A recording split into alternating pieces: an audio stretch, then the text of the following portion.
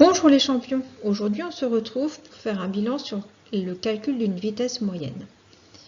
Pour faire ce calcul, il faut connaître la distance parcourue et la durée du parcours.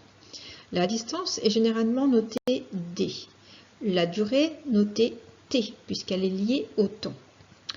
En sixième, dans un énoncé d'exercice, vous aurez soit la distance en kilomètres, soit la distance donnée en mètres. Et pour la durée, elle sera donnée soit en heures, soit en secondes. Une fois que vous avez repéré dans l'énoncé d'un exercice la distance et la durée du parcours, il reste à calculer la distance parcourue par unité de temps, c'est-à-dire soit pour une heure, soit pour une seconde. Pour cela, vous devez diviser la distance, qui peut être donnée en kilomètres, par la durée du parcours qui vous sera automatiquement en sixième donnée en heures, si la distance était donnée en kilomètres. Ou bien, si la distance était donnée en mètres, eh bien, il faudra que vous la divisiez par la durée qui vous sera donnée en secondes.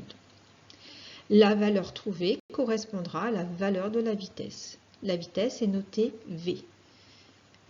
Donc, si vous avez divisé une distance en kilomètres par une durée en heures, la vitesse trouvée est en kilomètres par heure. Vous avez divisé des kilomètres par des heures. Si la distance était en mètres et la durée en secondes, eh bien votre vitesse calculée est en mètres par seconde. Mettons en application ce que l'on vient de voir avec un petit exercice. Je vous laisse lire l'énoncé de l'exercice, peut-être faire une pause de la vidéo pour commencer à y réfléchir et éventuellement résoudre l'exercice. Bien, avez-vous trouvé un résultat? Est-il juste? Et nous allons aussi regarder comment rédiger. Ce qui peut être intéressant quand vous avez un énoncé d'exercice, c'est de mettre en fluo, faire ressortir les données qui vous seront utiles.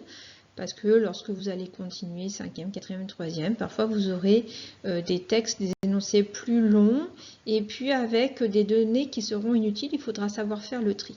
Ici, on a deux, on a la distance et on a la durée du parcours. Alors, pour la rédaction, ce qui peut être intéressant aussi, c'est de noter les données utiles. Donc ici, on a la distance de 550 km et la durée du parcours de 6 heures. Eh bien, pour connaître et calculer la vitesse, en fait, il faut connaître la distance parcourue par heure. Donc, il va falloir diviser la distance parcourue par le nombre d'heures. Donc, on avait égal 550 km divisé par 6 heures. On trouve un résultat d'environ 92. Il ne faut pas oublier de mettre l'unité, km par heure, puisqu'on a divisé des kilomètres par des heures. On souligne le résultat, puis on fait une phrase réponse. Voilà, je vous dis à bientôt et vous allez voir que vous allez avoir deux exercices pour voir si vous avez compris.